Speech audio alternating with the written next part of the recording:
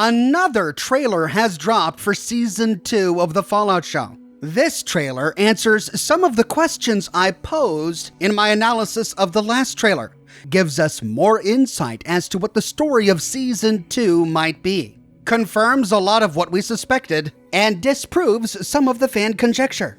Let's go over every frame of this new trailer to see what we can learn.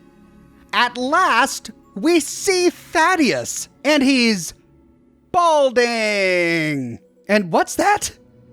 Ew, it's got a mouth growing on his shoulder. What the heck? Okay, there were lots of people who thought that maybe he was turning into a ghoul after inhaling that strange magic drug that the chicken lover gave to him in Season 1.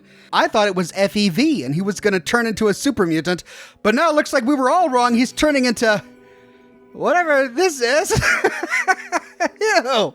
Now, it still could have been FEV that he inhaled in that inhaler. We know that super mutants are only one of the many types of creatures that can be created using FEV.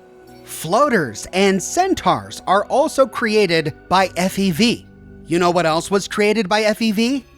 Harold.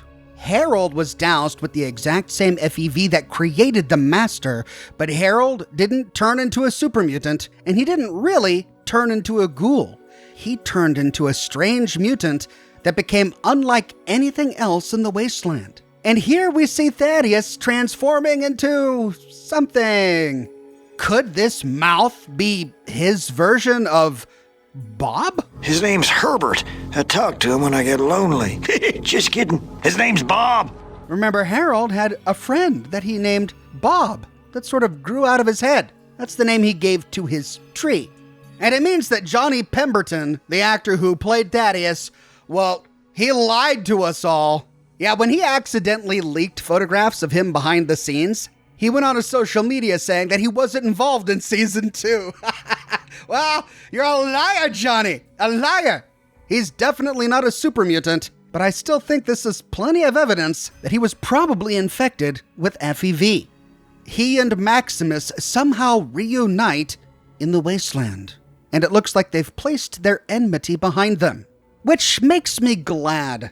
I think they definitely had chemistry as good friends, but it was fear and politics and self-preservation that kept them enemies in Season 1. I'll be happy to see this relationship evolve. At the end of Season 1, we see Hank McClane in a suit of T-60 walking towards New Vegas. In the last trailer, we see Hank arriving inside some sort of Vault-Tec headquarters. And in this new trailer, we get more context about what it is he found. As I suggested in my last video, I don't think he stumbled into a Vault-Tec vault, one of the vaults we know from New Vegas. I think he stumbled into some sort of Vault-Tec headquarters. Because in this trailer, he's exploring a deserted office. He feels comfortable enough to take off his armor. He finds some old clothes. He gets cleaned up. He gets dandied up. And as the good Vault-Tec employee he is, he starts conducting his own experiments on mice. Try again. I don't think he stumbled into Vault 22, Vault 21, or anything like that. I think he stumbled into some sort of Vault-Tec headquarters we know nothing about yet and discovered that Vault-Tec is missing, and so he's picking up where they left off. Which means that he might not have a redemption arc like I hoped he would when I did my profile on Hank. I hoped that after everything he's gone through and everything he's done, that it would lead him to start questioning Vault-Tec. But no, based on what we see in this trailer, it looks like he's leaning into it, taking over where Vault-Tec left off.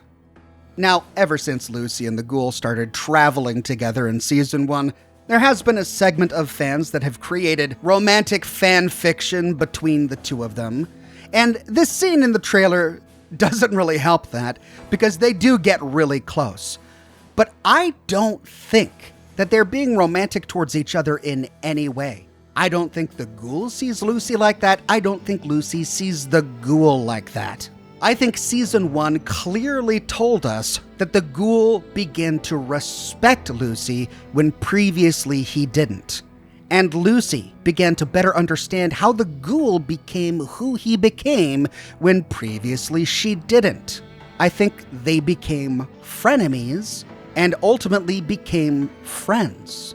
Perhaps there's a bit of a mentor/mentee relationship going on there, but I don't think we need to read any more into it than that. And I also think that eventually they split up. They're actually beginning to get along.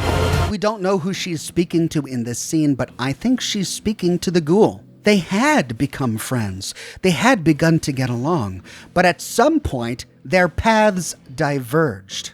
We know from the last trailer that Lucy somehow got kidnapped by the Legion. We find her waking up in a vault that I think at least looks a lot like Vault 21, and the ghoul isn't there. I think they somehow got split up. And when we see the ghoul in subsequent scenes in this trailer, he's with a lot of other characters that we recognize, but he's not with Lucy. She's with the ghoul up until and while they explore New Vegas, but after New Vegas, they part company. Why? Season 2 is going to tell us a lot more about the ghoul's story. We got a big chunk of it in Season 1, but there's still a lot that could have happened between Cooper Howard discovering what Vault-Tec was up to and Cooper Howard doing a children's birthday party on the day the bombs dropped. We still need to understand why he got divorced from his wife. We need to know where his family went to when the bombs dropped. Did his daughter and his wife go to the same vault? We learn at the end of Season 1 that all these years the ghoul has been looking for his family. Now I've waited over 200 years to ask somebody one question. Where's my family? And this latest trailer confirms that that is his primary motivation. I've kept myself alive for one reason, to find my family. He says this while exploring the ruins of a vault. Some have speculated that these are the ruins of Vault 22 because it's filled with moss and mold and other vegetation. And it very well could be. But his voice is cracking. You can hear the pain in it. If he was looking for his family in this vault, whether it was Vault 22 or not, he didn't find them. And so I think we can presume that his search for his family will continue beyond Season 2. Then there's this. It gives us strong Children of Adam vibes, but they're all the way on the East Coast. It's an incredibly brief scene in the trailer, barely a second long. Could this be the Mother of the Fog in Nevada? Could this be a Nightkin? Or maybe it's something else entirely that we have yet to encounter in the Fallout universe. The chicken-loving dude, of course, makes an appearance. Again, no further context as to what he's doing here, but it's just good to know that he's around. And then we hear this voice. Well then, you're gonna need friends. There's a war coming. Of course, the first thing that came to mind was Marcus. Was that the voice of Marcus? They didn't show us. Of course, they didn't show us. But I think it's probable that we just heard the voice of a super mutant. But was that super mutant Marcus? Welcome to Jacobstown, human. You're free to walk around. Just don't stare at the Nightkin. They don't like people looking at them.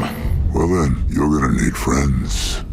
Well, it didn't exactly sound like Michael Dorn. I checked out his Wikipedia page, his IMDb page. It didn't say anything about being cast in the Fallout show. But they could have gone with another actor for Marcus. Or it could be a completely different super mutant entirely. I love the idea that Marcus somehow appears in Season 2. I don't think this is enough evidence, however, to prove that he does. Though I think it is enough evidence that we will see a super mutant. Or could it be the voice of Gorus, the talking Deathclaw from Fallout 2? In the last trailer, Vault 33 was conspicuously absent, but it's not in this one. We see the exterior of Vault 33 just as we saw in Season 1. The residents of 33 appear to have grown. We see a lot of new faces here. They're dancing and partying and having a good time. Though there is one scene where the new overseer of Vault 33 is walking with some vault security. Is she leading them, or are they escorting her? And Vault 32 makes an appearance. In this trailer, we see Stephanie, the new overseer of Vault 32, in a wedding dress running in fear. What is she running from? It's probable that she's getting married to Chet, the man she seduced after her husband was killed in season 1. Chet is still holding her baby in this trailer. It's probable she convinced him to get married. And as we learned from leaked footage, Norm accompanies the residents of Vault 31 out into the wastes. We see a great heroic shot of Norm here, which is wonderful because he was missing in the last trailer, and he looks amazing. I don't know what he's been doing in Vault 31 all by himself. Has he been lifting weights? He looks great. I love the symmetry between this shot of Norm and this shot of Lucy. They're both leaders in their own way. Does he do something to prematurely release the residents of Vault 31 from their stasis chambers? How does he convince them to leave the vault? What's he doing climbing this ladder? I've got so many questions. But the star of the trailer is New Vegas itself. As we deduced from the last trailer, the Kings are back and they're all ghouls. It looks like even in their feral state, they're still imitating Elvis. What in the blazes? All the scenes we saw of House in the last trailer were pre-war scenes. This is our first post-war scene of House himself. I think this has got to be nail in the coffin, conclusive evidence that the House ending is the canonical ending for Fallout New Vegas. Now, there could be an assortment of things that change our understanding of how New Vegas ends. For example, a theory that was posited by a viewer to my show. What if after Yes Man disables himself to change his personality to become more assertive, as he does if we side with him at the end of Fallout New Vegas, a backup of House somehow takes control? In that way, we could side with Yes Man and House could still gain control of New Vegas. It's a fringe, wacky theory that we have absolutely no evidence for, but it's perfectly possible. And there are going to be lots of different side theories like that that could possibly be true. But in lieu of any evidence for those, I think at the moment we have to conclude that the House ending is the canonical one. What's interesting is House's Securitrons. Taking a look at their screens in this shot, they're wearing the damaged face before it switches to the Mark II face. The damaged face was a Big Mountain Company version of the Securitron. We only see this face when exploring Big Mountain. The reason is because the Securitron was a Robert House technology. Dr. O from Big Mountain got his hands on a bunch of Securitrons and tried to reverse engineer them, but failed miserably. They were all broken, glitched, dysfunctional, or berserk, which is why they had the different symbols on their screens. But in the game, House's Securitrons never exhibited these symptoms. Though perhaps these screens were simple error logs that would pop up on a Securitron, even House's Securitrons in the event of a malfunction. But we only ever see the Mark II face in New Vegas, after House upgrades his Securitron army. I am not sure what we can deduce from this, other than at some point, House must have gotten the platinum chip from the courier, because remember, it's the platinum chip that he used to upgrade his Securitron army to Mark II. At last, we see the NCR. They make a brief appearance in this trailer. We see the ghoul walking into an NCR camp. It could be Camp Golf. Here the NCR confront the ghoul, trying to convince him that the two of them may not be so different. The stuff we fight for? Story has it you used to believe in those things too. And of course, the Brotherhood arrives. But what the trailer definitively reveals to us is that the Brotherhood is in the midst of a civil war. I understand we're discussing a civil war. I must not have gotten my invitation. We learned at the end of Season 1 that Quintus's chapter wants to rule all of the Brotherhood, including all of the other chapters dotting the West Coast. The Brotherhood has lost its way. You and I, we will take power, and with it, we will start a new Brotherhood with me as its head and the likes of you as its sword. Now this guy, played by Kumail Nanjiani, lands in a vertibird to speak to Maximus and the Brotherhood in this hangar. Due to his outfit, some have conjectured that this is none other than Elder Maxon from the East Coast, last seen in Boston at the end of Fallout 4. And while I do think it's likely that the Brotherhood won the events of Fallout 4, I don't think this is Maxon, not because of the outfit, but due to Maxon's character. From all of the shots of Kumail Nanjiani playing this character, he's full of charisma, he's laughing, he's smiling. But Elder Maxon in Boston does not have a sense of humor. He takes everything seriously. I don't care about ranks. Whether you like it or not, you're going to have to get used to it. Plus, he doesn't look like Maxon. Maxon had a big beard and a huge scar on his face.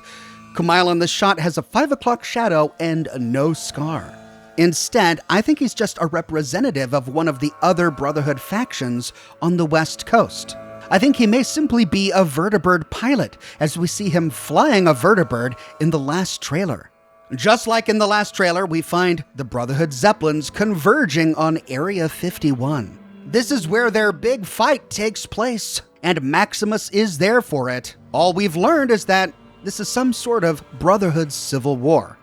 Dane is back, and they stand alongside Quintus, but we don't get the impression that Maximus is fighting on behalf of Quintus. Not only does he become friends with whatever character Kumail Nanjiani is playing, but we see him running from the battle at Area 51, and much later in this most recent trailer, we see Maximus wearing the NCR power armor. It is Maximus in the NCR power armor fighting the Deathclaw in the streets of New Vegas. It is Maximus in NCR power armor walking with the ghoul and Thaddius in the streets of Freeside. Maximus has switched allegiances, which makes sense considering the conflict he was going through at the end of Season 1. Dane is still with Quintus. I think Dane is too afraid to leave Quintus and his Brotherhood, but Maximus isn't. The Ghoul and Thaddius and Maximus, representing the NCR, are joined by the people of Freeside in some sort of standoff. The Legion makes an appearance. We see a huge, sprawling Legion camp. Could this be at the top of Fortification Hill? It could be anywhere, really. An explosion takes place here. Perhaps it has something to do with Lucy being kidnapped by the Legion, as we learn in the last trailer. And at last, we see Macaulay Culkin. And you all were right. Macaulay Culkin plays a member of Caesar's Legion. Not only a member, but I think he plays Caesar. We saw this shot from the first trailer of a man from behind wearing a golden laurel wreath, a corona triumphalis, and he's wearing Legatlanius's armor. And in this shot from Season 2, Macaulay Culkin is wearing Legatlanius's armor. We don't see the wreath on his head, but I think it's clear that this outfit is the same. He must play the role of Caesar in Season 2. It pains him that this man is dying before him. Or perhaps I'm misinterpreting his face here. Could he be in the act of killing this man? And this slaughter is giving him some sort of ecstasy? Did the Macaulay Culkin character become Caesar through some sort of murderous trickery? I can't wait to find out. We see some wonderful weapons here. Lucy is carrying a radium rifle, a pump-action shotgun, even a power fist.